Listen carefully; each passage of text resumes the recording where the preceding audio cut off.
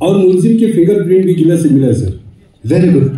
Fingerprint को जल्द नाफिस पे अपलोड कर लो और सर्च शुरू करो। ठीक है सर। नाफिस पे उसका फिंगरप्रिंट मैच हो गया सर। यह पहले भी किसी केस में इन्वॉल्व था सर। कौन है?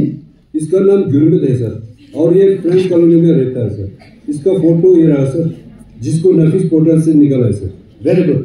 नाफिस की मदद से पहले भी बहुत सारे मर्डर केस सॉल्व किए हैं। जब इसका नंबर भी हमारे हाथ लगा है, इसका सीडीआर, एसडीआर, टावर डंप भी निकाल दो, जिससे हमें कोर्ट में क्राइम की कड़ी जोड़ने में मदद मिलेगी। सर मुकुंद सर, समझो ये वही आदमी है क्या जिसने विक्टिम की सूप में कुछ मिलाया था?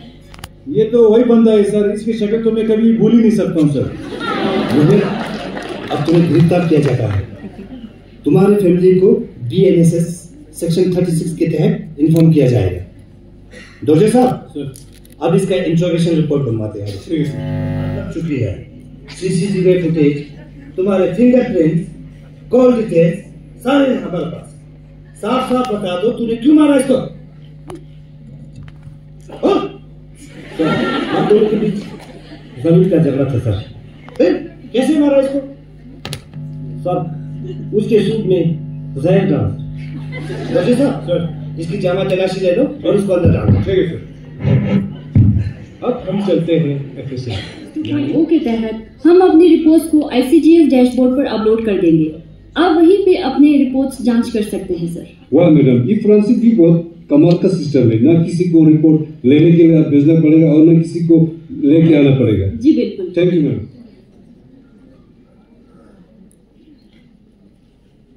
केस शुरू कीजिए। जज साहिबा, आज 20 केस लिस्टेड है। इसमें पहले नंबर पर है state versus Gurmit. PP madam, case शुरू कीजिए। मुलजिम कहाँ है? योर लॉर्डशिप, मुलजिम वीडियो कॉन्फ्रेंस के थ्रू जेल से पेश हो रहा है। ठीक है, कार्रवाई शुरू की जाए। Your honour, all evidences, CCTV footage, forensic report on e forensic 2.0, witness testimony, fingerprints via Nafis, postmortem report via Matt Lipper has been duly proved and is admissible under section 61 भारतीय साक्ष्य अधिनियम और गुरमित को न्याय श्रुति के थ्रू आज court में present किया जा रहा है। बिल्कुल। अब 3 नए कानून के तहत मुलजिम का स्टेटमेंट वीडियो कॉन्फ्रेंस के जरिए प्रिजन से ही ई कोर्ट के थ्रू ले सकते हैं। जज साहिबा, आज एक बहुत इमरजेंसी के कारण मेरा जाना जरूरी है। क्या आप अगली डेट दे सकती हो प्लीज? नहीं, आप पहले भी 2 एडजर्नमेंट ले चुके हैं। अब नए कानून भारतीय नागरिक सुरक्षा संहिता section 346 clause 2 sub clause B के अनुसार 2 से ज्यादा एडजर्नमेंट नहीं मिलता है। जी जज साहिबा। फोरेंसिक एक्सपर्ट को पेश किया जाए। जज साहिबा, साइंटिफिक ऑफिसर कुंजिस एफएसएल लद्दाख से आए हैं। आप अपना ऑब्जर्वेशन जज साहब को बताइए। योर ऑनर, मेरा नाम कुंजिस है। मैं साइंटिफिक ऑफिसर एफएसएल लद्दाख से आई हूँ। इस केस में एग्जिबिट्स की एग्जामिनेशन मैंने की है और मौके से उठाई गई डीएनए सैंपल्स और फिंगरप्रिंट्स आरोपी से मैच हो रही है और इसकी रिपोर्ट्स भी मैंने बनाकर सेंड कर दी है। मेडिकल ऑफिसर को पेश किया जाए। जज साहिबा, डॉक्टर दईम सिविल हॉस्पिटल से आए हैं। इन्होंने ही डिसीज का पोस्टमार्टम किया है। आप अपना ऑब्जर्वेशन जज साहब को बताइए। जज साहिबा, मैं डॉक्टर दईम सिविल हॉस्पिटल से आया हूँ। इस केस की पोस्टमार्टम मैंने ही की है और पोस्टमार्टम के अनुसार पेट में बड़ी मात्रा में साइनाइड पॉइजन मिली है, जिसके कारण मौत हुई है।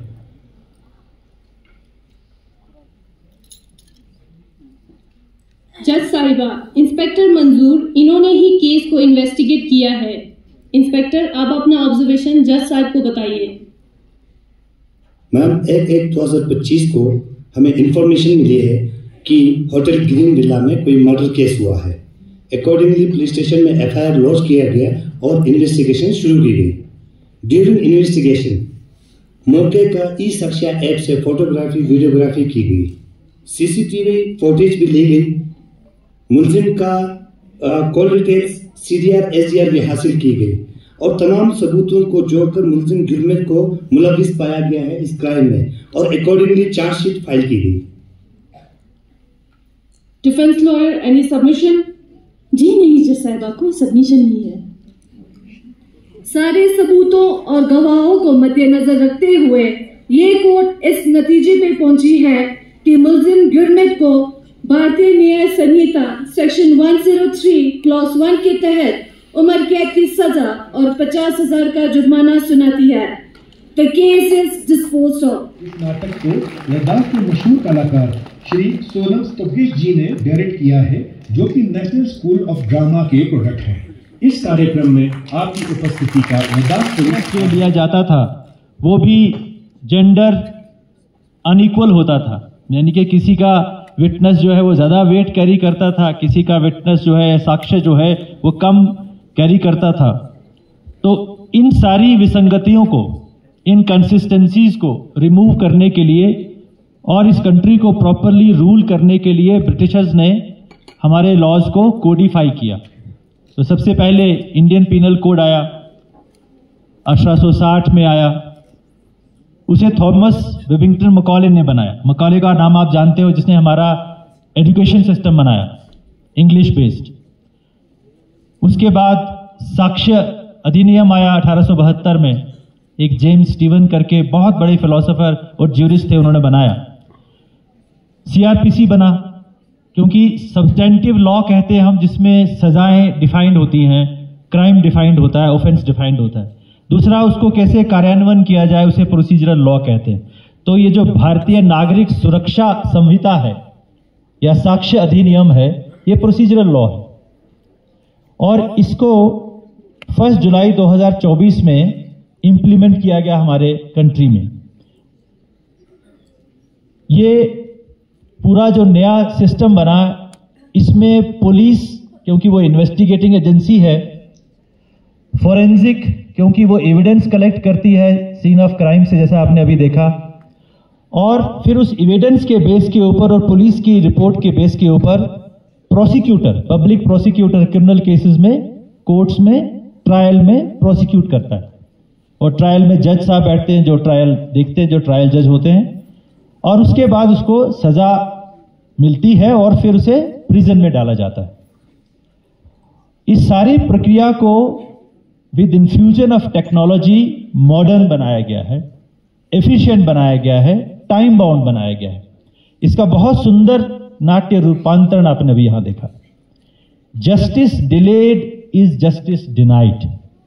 अगर किसी को कोई जस्टिस मिलता है, न्याय मिलता है 20 साल के बाद, तो उसका कहते हैं उसका फायदा क्या है, ना मिलता तो भी क्या था।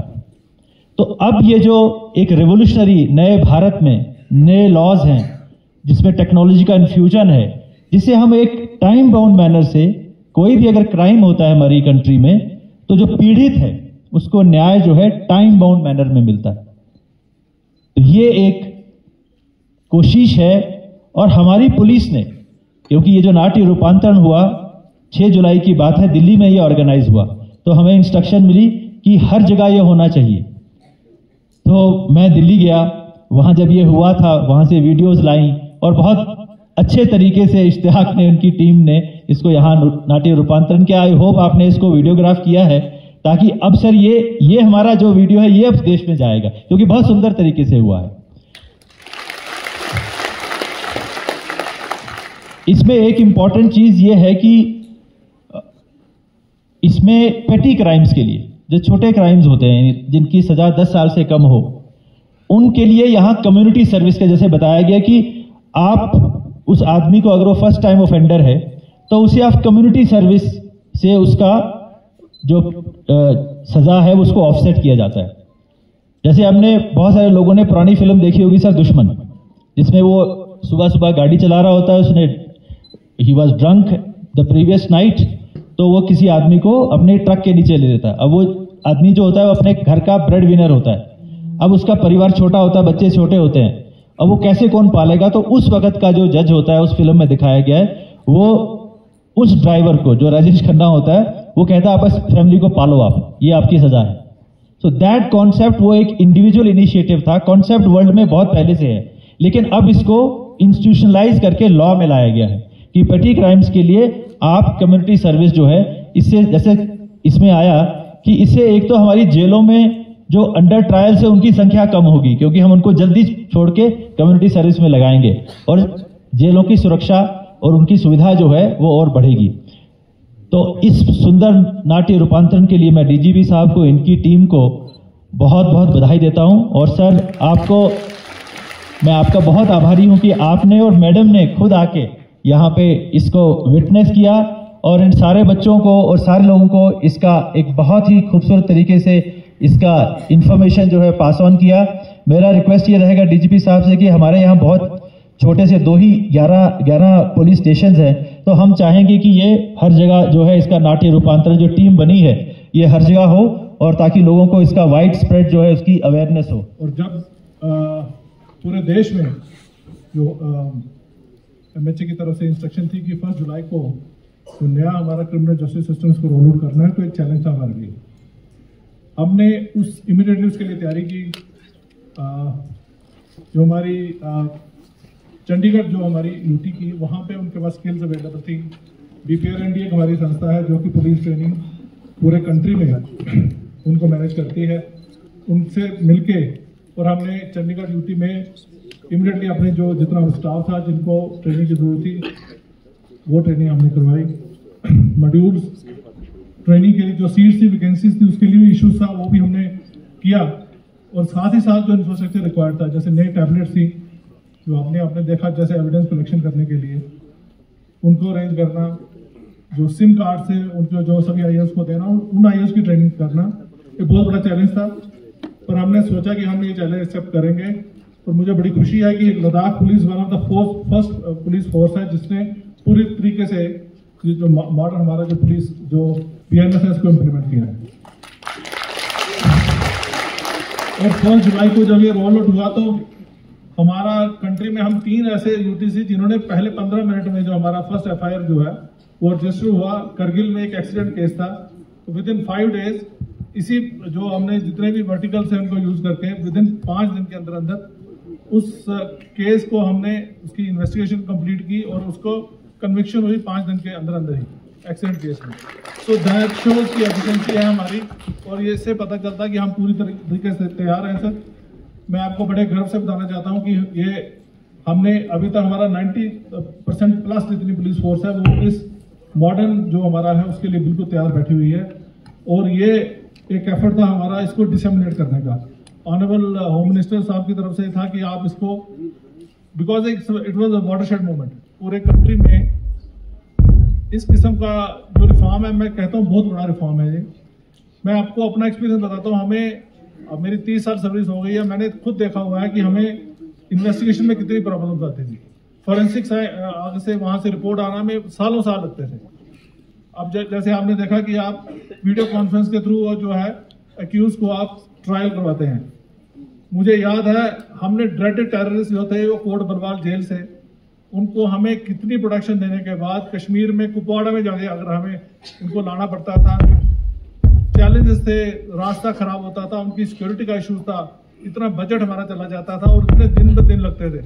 कई बार हमारे जो अर्जेंटमेंट हो जाती थी फिर उनको वापस भेजना पड़ता था। हमारा बहुत बड़ा पुलिस का एक जो एनर्जी थी इस काम के लिए यूज होती थी। आज वो दिन है कि आपको वीडियो कॉन्फ्रेंस के थ्रू आप उनकी स्टेटमेंट लेते हैं, उनका सिक्योरिटी का कोई इशू नहीं है, हमारा खर्चा बच रहा है और काम बड़ी जल्दी से हो रहा है। जैसे आपने देखा 2 अर्जेंटमेंट के बाद अर्जेंटमेंट नहीं होती है, उसी तरीके से फोरेंसिक साइंस जो हम इतने सालों साल लग जाते थे और उसमें ये भी रहती थी कि कोई अनस्क्रूपलस एलिमेंट जो है उसको टेम्परिंग कर सकता है।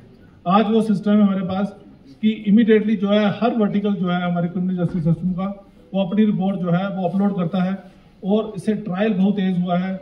मुझे पूरी आशा है कि ये जो रिफॉर्म है ये पूरी सोसाइटी को एक अच्छी सोसाइटी बनाने में, क्राइम फ्री सोसाइटी बनाने में बहुत मदद करेगा। मैं कम्प्लीमेंट देना चाहता हूँ मेरी टीम को, जिन्होंने थोड़े समय में आपने देखा कि एक प्रोफेशनल एक्टर्स की तरह काम किया हमारी टीम ने। और जो खासकर हमारे बच्चे जो यहाँ स्टूडेंट्स बैठे हुए हैं, इस जो हमारा छोटा सा नाटक है इससे कम से कम इनको भी एक कोई इंस्पिरेशन मिली होगी, किसी को पुलिस में जाने की या किसी को फोरेंसिक साइंस का एक्सपर्ट बनने में या किसी को जुडिशरी में जाने की। तो ये हमारा मेन एम यही था कि आने वाली नस्ल जो है हमारी उनको दिखाने के लिए कि क्रिमिनल जस्टिस सिस्टम में क्या क्या एलिमेंट्स होते हैं, क्या क्या वर्टिकल्स हैं और किस तरीके से उनका बहुत इंपॉर्टेंट काम है। पुलिस का काम आपको शायद लगता होगा कि एक ऑपरेसिव फोर्स का, क्योंकि हमने मूवीज में शायद यही देखा होगा कि एक फोर्स का, ऑपरेसिव फोर्स का जो लोगों पे जुल्म करने के लिए, ऐसा बिल्कुल नहीं है। पुलिस में आने के बाद आपको पता चलेगा, मुझे बड़ा पूरा यकीन है कि आप में से काफी लोग जो है पुलिस फोर्स ज्वाइन करेंगे, फिर आपको पता चलेगा कि यहाँ पे पढ़ाई भी है, यहाँ पे आपको मॉडर्न टेक्नोलॉजी भी सीखनी है, यहाँ पे आपको लॉ एंड ऑर्डर भी देखना है और आपको अपनी पर्सनल लाइफ, पर्सनल जो कंफर्ट है उसको सैक्रिफाइस करना पड़ता है। मैं एक बार फिर आप सभी को बड़ा बड़ा धन्यवाद देना चाहता हूँ, खासकर हमारे ऑनरेबल चीफ गेस्ट साहब का, जिन्होंने अपने सारे काम छोड़ के, मैडम का भी जो यहाँ पे आए और हमारे इस प्रोग्राम को देखा। और हमें आज आप सबके बीच में इस कार्यक्रम को लेकर के मेरा आना हुआ। आज मैं नए आपराधिक कानूनों पर इस 2 दिवसीय प्रदर्शनी का उद्घाटन करते हुए अपने आप में खुशी महसूस करता हूं। यह हमारे लिए एक बड़ा अवसर है, क्योंकि यह दिखाता है कि हम न्याय को सभी लोगों तक पहुंचाने के लिए कितने प्रतिबद्ध हैं। पिछले साल जो बताया गया 1 जुलाई 2024 को एक बड़ा बदलाव जो आया है, सरकार ने पुराने औपनिवेशिक कानूनों की जगह इन 3 कानून इनको लागू करके, जो कि भारतीय न्याय संहिता BNS, भारतीय नागरिक सुरक्षा संहिता BNSS और भारतीय साक्ष्य अधिनियम BSA, इन कानूनों के मुख्य उद्देश्य न्याय को तेज गति देना है, पीड़ितों को सशक्त बनाना है और टेक्नोलॉजी का इस्तेमाल करना है। इस नाट्य के माध्यम से हमने इस सभी को देखा है और आने वाले समय में लद्दाख में तो इसकी शुरुआत हो चुकी है और पूरे देश में भी इसकी शुरुआत होगी और मुझे लगता है कि सभी नागरिकों के जो अधिकारों की इसके माध्यम से रक्षा होगी। लद्दाख में हमने इस बदलाव को पूरी तरह से अपनाया। मैं DGP साहब और उनकी टीम को मुबारकबाद भी देना चाहता हूं, धन्यवाद भी करना चाहता हूं कि आपने सबसे पहले इस टेक्नोलॉजी को ला करके यहाँ एक नया मील पत्थर स्थापित किया है। और मुझे पूरा विश्वास है कि इसके पीछे जो हमारे टीम की मेहनत हुई है उसी का परिणाम है कि हम आज यहाँ तक पहुंचे हैं। जांच अधिकारियों को टेबलेट और COG मोबाइल सिम जो दिए गए हैं ताकि ये डिजिटल सबूत इकट्ठा कर सकें, और मुझे लगता है कि इस तरीके से उनका काम शुरुआत हो चुकी है। हमने जिलों में इसकी मॉक ड्रिल भी की ताकि हमें नए कानूनों के तहत मामलों को अच्छे से हम संभाल सकें। मैं नोडल अधिकारियों को भी धन्यवाद करता हूं जिन्होंने इस काम को सफल बनाने में मदद की है। लद्दाख पुलिस ने इन नए कानूनों को प्रभावी ढंग से लागू करने के लिए मजबूत नींव रखी है। लद्दाख पुलिस ने इन कानूनों के बारे में जो लोगों को जागरूक करने के लिए भी नई पहल की है। हमारे सोशल मीडिया, TV, रेडियो और सीधे संवाद के माध्यम से स्कूलों, कॉलेजेस, ट्रेड यूनियंस, महिला समूहों और NGO के साथ मिलकर जो जानकारी फैलाई है, जो जानकारी दी है, उसके लिए भी हम बधाई के पात्र हैं।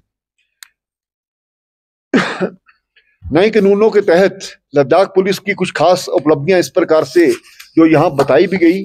कारगिल पुलिस स्टेशन देश में पहला एक ऐसा है जिसमें नए कानूनों के तहत एक केस दर्ज किया गया। उन्होंने सिर्फ 5 दिनों में चार्जशीट दाखिल की और अदालत ने आरोपी को दोषी ठहराया, जिस प्रकार से हमारे DGP साहब ने इसके बारे में चर्चा की है। 0 FIR प्रणाली को सफलतापूर्वक लागू किया गया है और उसे TNS अपराध एवं आपराधिक ट्रैकिंग नेटवर्क सिस्टम से जोड़ा गया है, जिससे अंतरराज्यीय अपराधों पर नजर रखना आसान हो गया है। मेडिको लीगल ये रिपोर्ट को लागू करने वाला ये पहला केंद्र शासित प्रदेश है और सभी पुलिस स्टेशनों को CCTNS CES एप्लीकेशन से जोड़ा गया है, जिससे ऑनलाइन केस प्रबंधन, जांच और पारदर्शिता बढ़ी है। आज की ये प्रदर्शनी हमारी प्रतिबद्धता को दर्शाती है। ये यहाँ आप लद्दाख डेमो, मॉक केस और डिजिटल पुलिसिंग के बारे में देख सकते हैं। ये सब लद्दाख पुलिस की पारदर्शिता और नागरिक केंद्र सेवा को दर्शाता है। इस महत्वपूर्ण 2 दिवसीय जो इस कार्यक्रम को उद्घाटन करते हुए मुझे प्रसन्नता हो रही है। इस सम्मान के लिए मैं आभारी भी हूँ कि मुझे भी यहाँ बहुत कुछ आकर के सीखने का मौका मिल रहा है और हमारी जो डिपार्टमेंट्स ने किस प्रकार से यहाँ पर काम किया है वो अपने आप में एक उदाहरण है। उसके लिए भी मैं आपका सबकी सराहना करता हूँ। आप सभी ने इस कार्यक्रम को सफल बनाने के लिए कड़ी मेहनत की है। एक बार विशेष रूप से मैं लद्दाख पुलिस के समर्पण की सराहना करता हूँ। मैं आप सभी को इस पहल के लिए बधाई भी देता हूँ और उम्मीद करता हूँ ये जो पहल है हमारे सभी के लिए लाभदायक होगी। धन्यवाद। जय हिंद, जय लद्दाख।